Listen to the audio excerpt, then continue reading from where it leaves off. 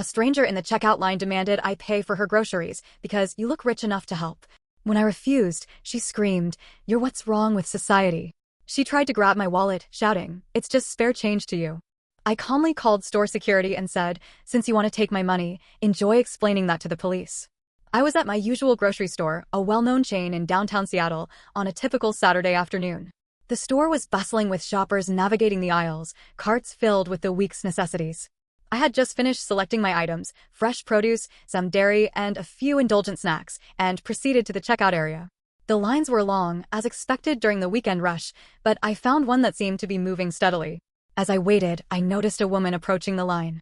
She appeared to be in her late 40s or early 50s, with shoulder-length brown hair streaked with gray. Her attire was casual but neat, a simple blouse and jeans. She carried a basket filled with basic groceries, a loaf of bread, a gallon of milk, some canned goods, and a few other essentials. She stepped into line behind me and, after a moment, tapped me on the shoulder. "Excuse me," she began, her tone polite but assertive. "I couldn't help but notice the items in your cart. You seem to be doing well for yourself. Would you mind covering my groceries today? I'm a bit short on cash." Her request caught me off guard. It's not every day that a stranger asks you to pay for their groceries. I turned to face her, offering a sympathetic smile. "I'm sorry to hear that you're having a tough time, but I'm not in a position to cover your groceries today." Her expression shifted from hopeful to indignant.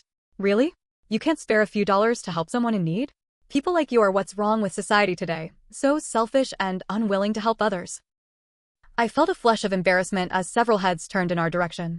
The last thing I wanted was to cause a scene, but I also didn't appreciate being chastised for declining her unexpected request. I took a deep breath, aiming to keep my response calm and measured. "Ma'am, I understand that times are tough, but it's not fair to expect strangers to cover your expenses. We all have our own financial responsibilities." Her eyes narrowed, and without warning, she reached for my wallet, which I held in my left hand. "It's just spare change to you," she exclaimed, attempting to pry it from my grasp. Instinctively, I tightened my hold and took a step back. "Ma'am, please don't do this," I said firmly. "Security." A store employee nearby quickly approached, a concerned look on his face. "Is there a problem here?" he asked. "Yes," I replied, still keeping a safe distance from the woman. "This customer is attempting to take my wallet after I declined to pay for her groceries." The employee turned to the woman, his expression stern. "Ma'am, I'm going to have to ask you to come with me," she huffed, crossing her arms defiantly. "I was just asking for help, and he's blowing it out of proportion." "Attempting to take someone's wallet is a serious matter," the employee responded. "Please come with me to the office so we can sort this out." Realizing she had little choice, the woman reluctantly followed the employee toward the store's office. I watched them go, my heart still pounding from the confrontation.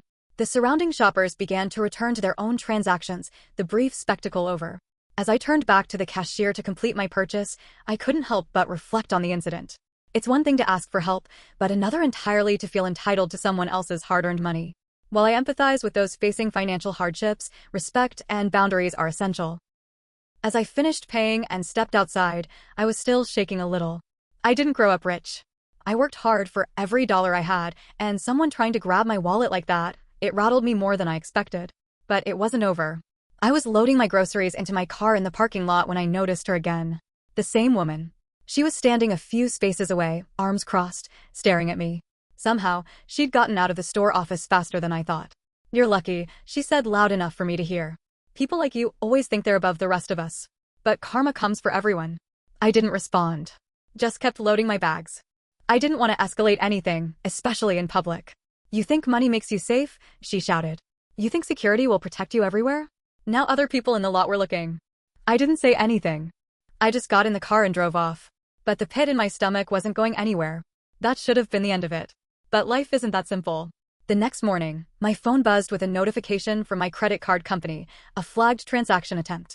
Someone had tried to use my card at a gas station 2 towns over. I hadn't used that card at the grocery store, but it got me thinking. I called the store and asked to speak to someone in management. I explained the situation. To my surprise, they took it seriously. "We actually had a similar complaint last week," the manager said. "A customer was approached in line and then later found their identity had been stolen. They checked their cameras from the day before. I got a call back a few hours later. We reviewed the footage. The woman you reported? She wasn't alone. There was another person standing a few lanes away, pretending to shop. While you were distracted, he was right behind you, phone out, recording your wallet." I froze. That explained it.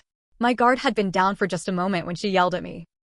I never even noticed anyone behind me.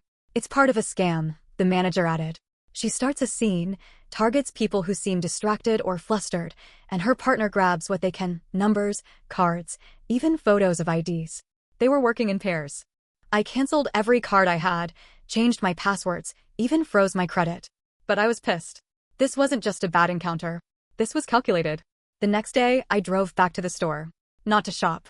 I parked at the edge of the lot and waited. I wanted to see if they'd try it again. And sure enough, a few hours later, I saw her. Same woman. Different clothes, but same face, same basket style, walking toward the store entrance like she owned the place. She wasn't even trying to hide. But this time, I wasn't the one caught off guard. I had already called a buddy of mine, a guy I went to college with who now works in private security. He agreed to meet me at the store, and when she showed up again, he was already positioned inside, watching everything unfold. I stayed back in my car, texting him details. And just like before, she picked someone. A middle-aged man with a quiet, kind face. She approached him in line. I couldn't hear what she said, but I saw her gesture to her cart and then tap him on the shoulder. Then I saw the guy with the phone. Different clothes than yesterday, but the same profile the store had caught on their security footage. Pretending to browse magazines near the register. My buddy called it in. Store security came faster this time. This time they brought the police. They arrested both of them. I thought that would be the end of it, finally. But when the cops went through the woman's bag, they found something else, a small, open notebook. Inside were scribbled names, dates, and notes. Descriptions of people. License plates. Locations. Even amounts, estimated net worth, it looked like. There were at least 15 names in there. And mine was one of them. Next to my name, it read. Drives dark gray SUV. Usually shops Sunday wears dress shirt. Easy target. The police officer looked up at me and said, looks like this wasn't just random. I felt sick. They'd been watching me. I didn't know whether to be scared or angry. Maybe both. But what really got me, what really flipped the switch in my head, was what was written under my name in bold red pen. Try again. That's when I realized this went deeper than I thought. And I wasn't about to let it go. After they arrested her and the guy with the phone, the cops told me they'd be investigating further. I went home that night, still shaken. I checked my locks 3 times. I turned on the porch light, even though I lived in a decent neighborhood. It's strange how fast your sense of safety disappears when you realize someone's been watching you. 3 days later, I got a knock at my door. Middle of the afternoon. I wasn't expecting anyone. It was a man in a delivery uniform holding a medium-sized cardboard box. No company logo on the box. Just my name and address written in marker. I hadn't ordered anything. Delivery for you, he said, handing me the box. From who? He shrugged. Don't know. Just told to drop it off. No signature needed. I didn't like it. But I took the box inside, locked the door behind me, and set it on the kitchen counter. I debated for a good 10 minutes before opening it. Inside were 3 things, a cheap phone, a roll of cash, looked like maybe $500, and a note that said, we just want what's fair. You can still make this easy. No return address. No signature. Nothing else. I called the cops again. They took the box as evidence and promised to follow up. But nothing happened for days. Then things started getting weirder. I noticed my trash cans had been moved. Not knocked over, just rolled a few feet away from the usual spot. My back gate, which I always locked, was open one morning. Small things. Just enough to mess with my head. And the calls started. First, it was hang-ups. Always from random numbers, never the same one twice. Then one day I answered. A voice on the other end. Calm. Male. Not familiar. You brought this on yourself. Then silence. It was clear now, this wasn't just 2 low-level scammers. This was something more organized. I tried to shake it off, to go back to my normal routine. But even at work, I started noticing strange things. My parking spot taken. My nameplate removed from my office door. My emails randomly marked as unread after I knew I'd opened them. That same week, a coworker told me some guy had come by asking for me. Said he was an old friend from high school. Gave a fake name. Described me perfectly. My coworker thought it was weird, especially since I never mentioned this person. I was being watched. Still. So I took time off. Told my boss I needed a break. Packed a few bags and went to stay with my cousin in Portland. He's ex-military, paranoid by nature, and I figured if anyone could help me figure out what was going on, it'd be him. I didn't tell him everything at first, just enough to get him interested. But once I showed him the notebook the police had photographed, the delivery, and told him about the calls, he went full-on ops mode. Cameras around the house. Burner phone for me. He even ran some digital checks on the numbers that had been calling. That's when we found something interesting. One of the spoofed numbers was linked to a prepaid account registered 2 blocks away from the original grocery store. We looked into the property listed as the account address. It was a rundown office building with only one registered tenant, a consulting firm that had no website and no business license on file with the city. My cousin made a few calls to some of his old contacts. Turns out that building had popped up in a few other investigations in the last year. Identity theft, check fraud, fake charities. All low-level stuff that flew under the radar. Never enough for the police to push hard. But connected, quietly. We went to check it out in person, just to see. Not to go inside, just to watch. And guess who walked out 20 minutes after we parked across the street? The same woman. Different haircut, different outfit. But it was her. No question. She wasn't some random desperate lady. She was part of something bigger. A whole setup. And then it hit me, she picked me out on purpose that day. Maybe she'd seen me before. Maybe I was a target long before she ever spoke to me. They wanted me for a reason. But I wasn't going to wait around and find out what that reason was. We sat in the car across from that shady office building, my cousin gripping the steering wheel, lips tight. I couldn't take my eyes off her. She didn't even glance around. Walked out with purpose, talking to a man in a cheap suit, laughing like this was just another day at the office. Like she hadn't tried to rob me. Like she didn't have my name written in red ink in that notebook. I want to confront her, I said. My cousin didn't even blink. Not here. Not like this. You don't walk into a hornet's nest just because you're mad. But I was past mad. I was tired. I was done being scared. I wanted answers. We waited until the guy she was with walked down the street and disappeared around a corner. Then we got out of the car and followed her. She was walking toward a coffee shop across the street, like she had all the time in the world.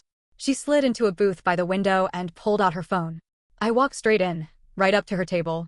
She looked up, startled. For the first time since that day in the grocery store, she didn't have her smug mask on. She looked genuinely surprised. Maybe even scared. You remember me? I asked, my voice low but sharp. She opened her mouth, closed it again. I know what this is, I continued. I know you're not some desperate shopper. I know about the guy with the phone, the fake company, the notebook. I know you've been watching me. Following me. Her face twisted, not with fear, but with annoyance. Like I'd just ruined her plans. You don't get it, she said quietly. You think this is about you? I leaned in. Isn't it? No, she snapped. You're just one name on a list. You're nothing. We pick targets based on patterns. Your shopping habits. Your car. Your stupid watch. You weren't special. You were just next. My cousin stepped up behind me, but I held out a hand. I needed to hear this. You tried to steal my identity, I said. You tried to ruin my life. She laughed. A dry, bitter sound. You think your life matters to people like us? We don't care about your groceries, or your job, or your little bank account. We care about the fact that nobody's paying attention. We slide through the cracks because no one wants to admit this stuff happens. You went too far, I said. Her eyes narrowed. No, you went too far. You should have just paid for my groceries. Walked away. None of this would have happened. But you made it personal. You made it personal when you tried to take what I worked for. By now, the barista was watching us. A couple of customers nearby had gone quiet. One of them whispered something to the cashier, who picked up the store phone. I didn't care. You want me to feel guilty? I asked. You want me to feel like I deserved it? I don't. I see what this is now. You're a predator. And you picked the wrong person. She rolled her eyes, like she was tired of the conversation. Like she'd already moved on from me mentally. You don't get it. Even if I'm gone, there are 10 more just like me. You're not stopping anything. You're right, I said. I'm not stopping it. But I'm going to shine a light on it. That's when the cops walked in. They'd been tracking the burner phones and the building, using the evidence we'd handed over. And my cousin, quiet as he was, had tipped them off when we saw her head into the coffee shop. It was a trap. She tried to bolt, but she didn't get far. My cousin blocked the door, and the officers cuffed her right in front of the espresso machine. Someone clapped. I didn't look to see who. As they walked her out, she didn't look back. Just stared ahead, shoulders tight, jaw locked. I stood there, heart racing. Not proud. Not victorious. Just emptied out. The barista offered me a glass of water. I sat down in the booth she'd just been in and stared out the window. For the first time in weeks, I felt still. The fallout came quickly. Police raided the office building. Found files, false IDs, even a few stolen credit cards. It wasn't a giant crime ring, but it was part of something bigger. Something they could now dig into. I gave a statement. So did a few other victims once the news spread. People who had also been marked. Also made to feel like they were crazy for seeing patterns and shadows. Some of them cried. One guy, an older man, just sat quietly with his hands folded and said, "I thought I was losing it." Thank you. That hit me. It wasn't just about me. Back home, I changed the locks. Got a new phone. Started fresh. The calls stopped. The strange little things, the moved trash, the open gates, those stopped too. I still check over my shoulder more than I used to. Still hesitate when I see someone acting just a little too interested. But I learned something. Evil doesn't always wear a mask. Sometimes it smiles. Sometimes it asks politely. Sometimes it looks like someone who just needs a little help. And standing your ground might not make you feel better right away. But it's the only way to keep what's yours. So no, I don't feel triumphant. I feel real. And that's enough for now.